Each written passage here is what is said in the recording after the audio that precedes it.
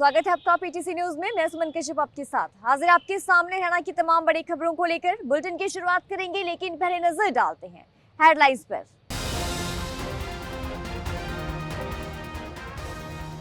विनेश फोगाट का एक पोस्टर हो रहा जमकर वायरल। पोस्टर में लिखा लापता विधायक की तलाश, किसी को पता हो तो सूचना दें। शिक्षा मंत्री महिपाल ढांडा ने कांग्रेस को घेरा, कहा ईवीएम को लेकर कांग्रेसियों का बुखार उतरा नहीं। विधानसभा सत्र में विपक्ष के पास बोलने के लिए कुछ नहीं। सीबीएसई ने 10वीं और 12वीं एग्जाम का टाइम टेबल किया घोषित। 15 फरवरी से होगी परीक्षा। 44 लाख से ज्यादा स्टूडेंट्स देंगे परीक्षा। हरियाणा कांग्रेस अध्यक्ष चौधरी उदयभान ने दिया चौंकाने वाला बयान, कहा वोटों की गिनती से पहले आए थे मैसेज। चुनाव परिणाम बिल्कुल वैसा ही था जैसा मैसेज आया था। ट्रॉले की टक्कर से बसों में लगी आग, ट्रॉले का कैबिन और तीनों बसें जली। सेक्टर 6 की पहली पुलिया के पास हुआ हादसा।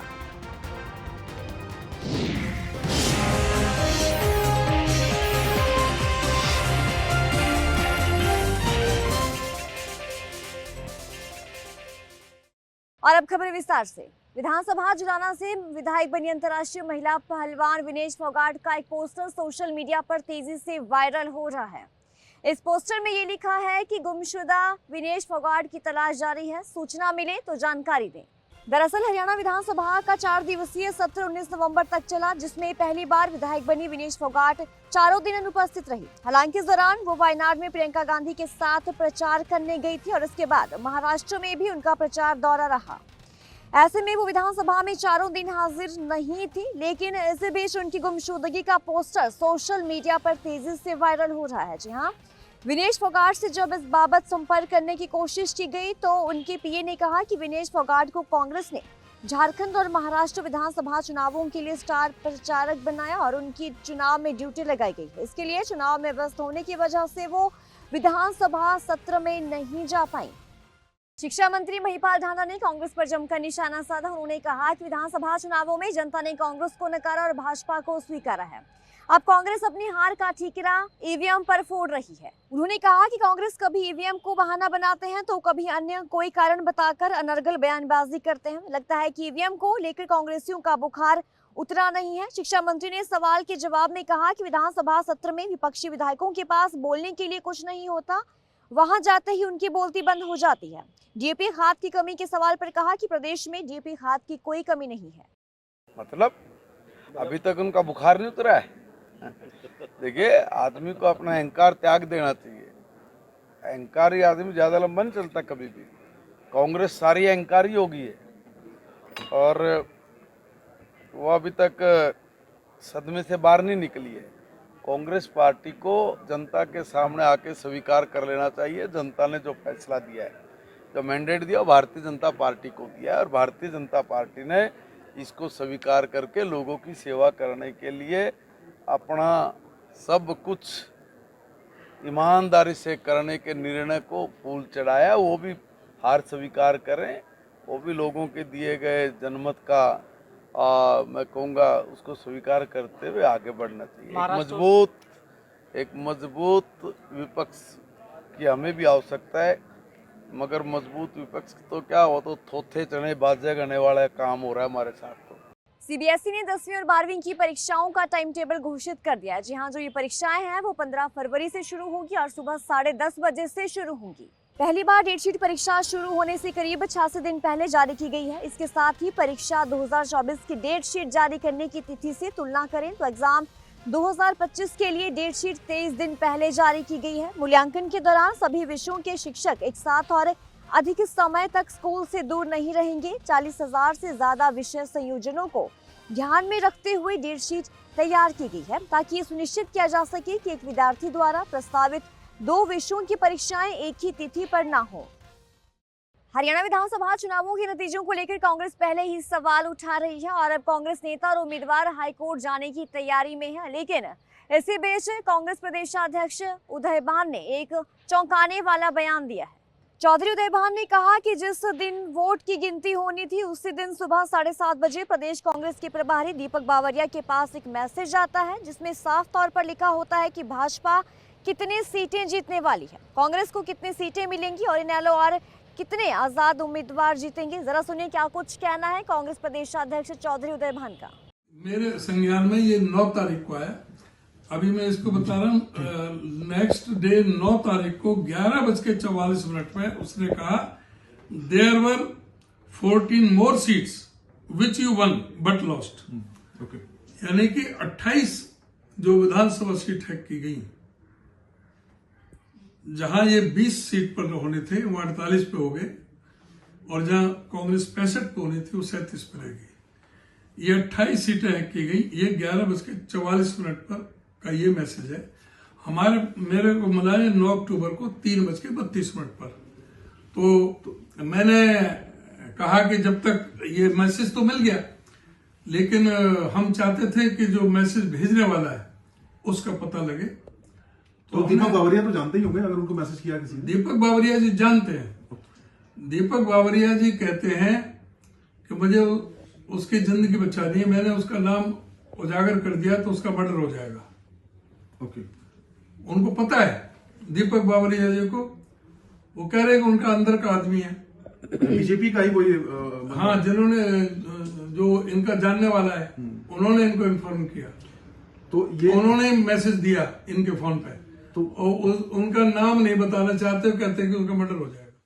बहादुरगढ़ में एक बड़ा हादसा देखने को मिला है। जी हाँ, यहाँ पर एक डस्ट से भरा ट्राला सड़क के किनारे खड़ी बसों से जा टकराया है। देवीलाल पार्क की पहली पुलिया के पास सेक्टर 6 से 7 की डिवाइडिंग रोड पर बीती रात को जबरदस्त दुर्घटना हो गई। यहाँ पर एक कार को बचाने के चक्कर में डस्ट से भरा हुआ ट्राला सड़क के किनारे बसों से टकरा गया और टक्कर लगते ही भीषण आग लगी। हादसे के बाद से ट्राला चालक गायब हो गया और इस दुर्घटना में कुल 5 वाहनों को नुकसान पहुंचा। पुलिस मामले की जांच में जुटी हुई है। आपको बता दें कि दुर्घटना रात करीब 11 बजे की बताई जा रही है और जानकारी के अनुसार ये ट्राला सेक्टर 6-7 डिवाइडिंग रोड से रोहतक दिल्ली रोड की तरफ जा रहा था और देवीलाल पार्क के पास कुछ दूरी पर पहले कट अचानक एक कार सामने आ गई। कार को बचाने के चक्कर में चालक ने स्टीयरिंग मोड़ दिया। कार को साइड मारने के बाद ट्राला नियंत्रित होकर सड़क किनारे खड़ी बसों से जा टकराया। तो गुरुग्राम नगर निगम ने प्रदूषण पर नकेल कसने के लिए टीमें गठित कर दी हैं। जो ये टीमें हैं वो उन लोगों पर नजर रखेंगी जो प्रदूषण फैला रहे हैं और जो ग्रैब 4 का उल्लंघन कर रहे हैं। इसी कड़ी में नगर निगम की तरफ से लगभग 550 से ज्यादा चालान काटे गए हैं। तो वहीं लाखों रुपए का जुर्माना भी लगाया गया है, जिसमें कुछ लोगों ने निगम के जुर्माने की रकम भी जमा करवाई है। गुरुग्राम नगर निगम लगातार लोगों से ये अपील कर रहा है कि जिस तरीके से प्रदूषण स्तर बढ़ रहा है उसको लेकर प्रशासन अपना काम कर रहा है, लेकिन उसी बीच लोगों को भी अपनी जिम्मेदारी समझनी होगी। और यही वजह है कि जिस तरीके से नगर निगम की तरफ से जो टीमें गठित की गई हैं वो पूरी पैनी नजर बनाए हुए हैं। देखिए, माननीय सुप्रीम कोर्ट और CAQM centre for air quality management, इन दोनों के स्पष्ट दिशा निर्देश हैं कि प्रदूषण की इतनी बड़ी मात्रा होने के कारण ग्रैब 4 पूरे NCR एरिया में लागू हो चुका है, जिसमें गुड़गांव भी शामिल है। तो उसमें मुख्य रूप से कंस्ट्रक्शन की जितनी भी साइट्स हैं उन सब पे निर्माण की गतिविधियां फिलहाल बंद हैं और BS4 के व्हीकल्स बंद हैं। इसी तरह से स्कूल्स को बंद कर दिया गया है, ऑनलाइन क्लासेज उनकी रहेंगी। प्राइवेट सेक्टर को भी एडवाइजरी उपायुक्त महोदय द्वारा जारी की गई है कि जहाँ तक संभव हो वर्क फ्रॉम होम करें। सांस लेना हमारा बेसिक, जिंदा रहने की बेसिक रिक्वायरमेंट है, तो हम सबको मिलकर ये कोशिश करनी चाहिए कि हमें साफ सुथरी हवा सांस लेने के लिए मिले और हर व्यक्ति ये कोशिश करे कि प्रदूषण ना फैले। इसमें कचरे को जलाना भी शामिल है। जहाँ पर भी कचरा जलता हुआ नजर आए उसकी हमें रिपोर्ट करें ताकि उसके ऊपर कार्रवाई करें। उसके ऊपर बड़ा अच्छा 5,000 रुपये प्रति इंसिडेंट फाइन है। तो शहर के लोग इसमें सहयोग करें और ऐसी कोई भी एक्टिविटी ना करें। हमें खुद पता चल जाता है कि इस एक्टिविटी से डस्ट फैल रहा है, किससे धुआं फैल रहा है, जिससे डस्ट या धुआं फैले। क्योंकि यदि सांस ही नहीं ले पाएंगे तो फिर मौज मस्ती का, पटाखे चलाने का, बड़े मकान में रहने का किसी चीज़ का कोई फायदा नहीं। हरियाणा भाजपा कोर कमेटी की बैठक के बाद मुख्यमंत्री नायब सिंह सैनी ने कहा कि हरियाणा विधानसभा चुनावों में सभी कार्यकर्ताओं ने बहुत अच्छा काम किया और कार्यकर्ताओं और जनादेश की बदौलत हरियाणा में तीसरी बार भाजपा की सरकार बनी है। सभी कार्यकर्ताओं का बहुत बहुत धन्यवाद। सुनिए क्या कुछ कहना है मुख्यमंत्री नायब सिंह सैनी का। देखिए, क्योंकि चुनाव के अंदर सभी कार्यकर्ताओं ने मजबूती से काम किया है और सभी से बैठ करके उनसे चर्चा, जो जिम्मेवारी जिस कार्यकर्ता को मिली थी और उन्होंने जो नीचे काम किए हैं उसके बारे में चर्चा हो रही है। कहाँ कहाँ कार्यकर्ताओं ने जो अच्छे भी काम किए हैं और सभी कार्यकर्ता मजबूती से लगे रहे हैं, भयानक गर्मी में लगे रहे हैं। तीसरी बार बड़े मैंडेट के साथ ये कार्यकर्ताओं के दम के ऊपर ही सरकार आई है। आदरणीय मोदी जी और डबल इंजन सरकार की नीति जो मजबूती से नीचे तक पहुंची है और उसकी चर्चा हमारे कार्यकर्ताओं ने घर घर जाकर के की है, ये उसका परिणाम है। और उसको लेकर के अलग अलग जो जिम्मेवारी जिन कार्यकर्ताओं को जहां जहां दी गई थी उन सब से बैठ करके बातचीत हो रही है। अभी हमारे कोर कमेटी के सभी पदाधिकारी थे, उनसे बातचीत हो रही थी, क्योंकि एक मेंबरशिप का बड़ा अभियान सदस्यता ग्रहण का चल रहा है। उसको लेकर के अलग अलग जिम्मेवारियां भी सौंपने का डिस्ट्रिक्ट वाइज काम किया है, ताकि जो टारगेट मेंबरशिप का लिया है 50 लाख का, उसको जल्दी हरियाणा पूरा करेगा। और उसको लेकर के सारी योजना रणनीति वो बनी है, चर्चा हुई है।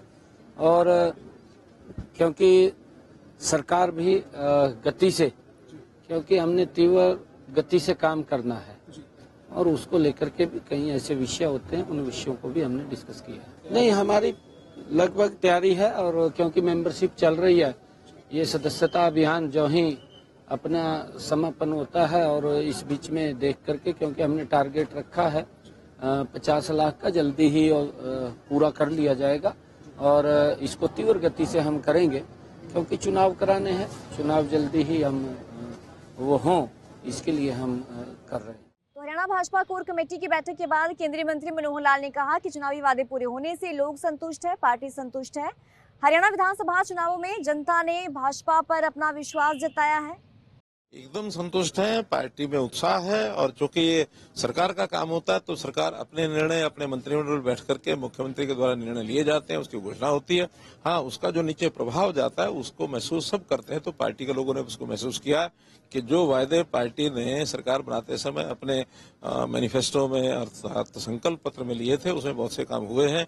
और आगे भी ये काम समय के हिसाब से, क्योंकि 5 साल के लिए ये वादे होते हैं, 5 साल पूरे करने होते, तो एक एक करके हमारे मुख्यमंत्री उसको पूरा कर रहे हैं।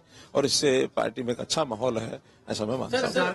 बहुत अच्छा उत्साह का वातावरण बना है। हरियाणा में जीत के कारण से सारे देश में कार्यकर्ताओं में एक उत्साह बढ़ा है। और उस उत्साह के कारण से निश्चित रूप से कहा जा सकता है कि महाराष्ट्र में, झारखंड में भारतीय जनता पार्टी की सरकार बनेगी। तो देखिए, बढ़ते प्रदूषण को देखते हुए शिक्षा विभाग ने सभी सरकारी और निजी स्कूलों को बंद करने के आदेश जारी कर दिए हैं। लेकिन निजी स्कूलों के संचालक सरकार के आदेशों को ताक में रखते हुए बच्चों के स्वास्थ्य के साथ खिलवाड़ करते हुए नजर आ रहे हैं। ये ओपन कर रखा है जी, सरकार के आदेश रखे हैं। 24 तारीख तक छुट्टी है, इन्होंने छुट्टी नहीं कर रखी। तो सर कौन सी क्लास तक की यहाँ पे बच्चे पढ़ाए जाते हैं? 6th का तो जी मेरे को पता है, इससे ऊपर मेरे को अभी पता नहीं। तो सरकार के आदेशों की भी अवहेलना हो रही है यहाँ पे, तो क्या करेंगे? बिल्कुल हो रही है, कार्रवाई होनी चाहिए। सुबह 5:15 बजे बुलाते हैं बच्चों को। ये 19 से 23 नवंबर तक की हरियाणा सरकार द्वारा की गई हैं। ये एजुकेशन मिनिस्टर महोदय ने देख के की हैं। और ये जो फॉग है पूरे हरियाणा में और पूरे नॉर्थ इंडिया में है, इसके वजह से बच्चों की सुरक्षा के लिए छुट्टियां की गई हैं, ताकि उनको श्वास और ये इस तरह की कोई परेशानियां न रहें और वो अपने घर से अपनी स्टडी जारी रख सकें। खुला मिलेगा तो उसको विभागीय नियमानुसार उसके खिलाफ कार्रवाई की जाएगी। और विभाग का आदेश है भी इनको सख्ती से पालना की जाए। देखिए, जो भी नियम के अनुसार है, विभागीय जो कार्रवाई है वो की जाएगी उनके खिलाफ। और ये एक चरखी दादरी का मसला नहीं है, ये पूरे नॉर्थ इंडिया का मसला है। और हर आदमी को, हर इंस्टीट्यूशन को इस पे अपना विशेष गौर करके इसको नियमानुसार मानना चाहिए सभी को। और जो भी अगर ऐसी कोई कार्रवाई होगी तो उसके अनुसार नियमानुसार कार्रवाई की जाएगी। इस बुलेटिन में इतना ही। पल पल की अपडेट के लिए बने रहिए पीटीसी न्यूज के साथ।